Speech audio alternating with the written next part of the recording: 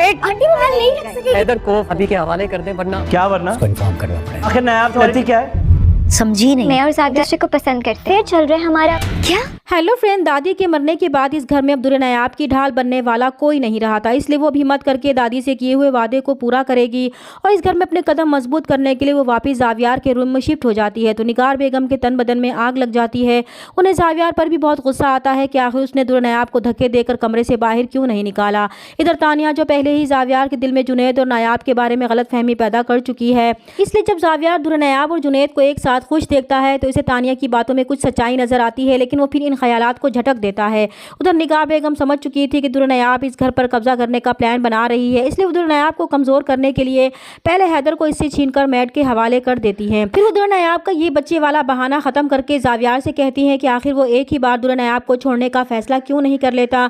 जब इसने अब्दुल नायाब को छोड़ने का सोच ही लिया है तो फिर ये मामला भी खत्म कर दे, क्योंकि बच्चा तो वैसे ही मेट संभालेगी, तो फिर इस दर्द सर्द को पालने की क्या जरूरत है। तब गजनफर भी निगार बेगम की ये बात सुन लेते हैं।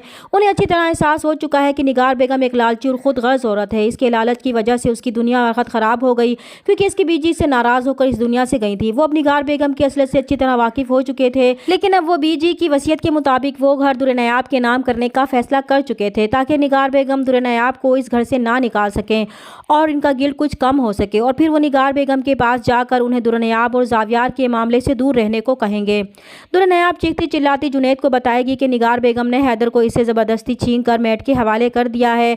तो जुनैद को बहुत ज्यादा गुस्सा आएगा। वो जावियार के सामने जाकर खड़ा हो जाएगा और उसे कहेगा कि वो अभी और इसी वक्त मैट को फारिग करे और हैदर को भाभी के हवाले करे, वरना अच्छा नहीं होगा। तो जावियार हैरत से कहता है कि वरना का क्या मतलब होता है। तो जुनैद भी उसे साफ साफ कह देता है कि वरना का मतलब है कि वो पुलिस को इन्फॉर्म कर देगा।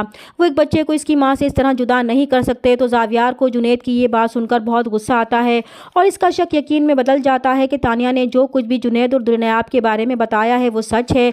इसलिए वो जुनैद से कह ही देता है कि क्या वो पागल हो गया है, उसका भाई होकर उसे ही ब्लैकमेल कर रहा है और आज वो बता ही दे कि नायाब इसकी क्या लगती है जो वो इसकी इतनी तरफदारी कर रहा है। तो ये सुनकर जुनैद बहुत हैरान होता है और जावियार को जवाब देता है कि वो उसकी भाभी है, इसलिए उन पर ये जुल्म होते नहीं देख सकता। अगर इसकी भाभी की जगह कोई और भी होता तो वो उसका भी ऐसे ही साथ देता, लेकिन अब जावियार का शक यकीन में बदल चुका है कि जुनैद ऐसे ही तो अब्दुल नायाब का साथ नहीं देता, जरूर इन दोनों के दरमियान कुछ ना कुछ है। दूसरी तरफ अब तानिया अपनी दोस्त के साथ मिलकर अब्दुल नायाब को जावियार से दूर करने के लिए उसे ये बताने की कोशिश करेगी कि जावियार किसी और लड़की में इंटरेस्टेड है और बहुत जल्द वो उसे अपनी ज़िंदगी से निकालने वाला है, ताकि अब्दुल नायाब जावियार पर इल्ज़ाम लगाए और जावियार गुस्से में उसे तलाक दे दे।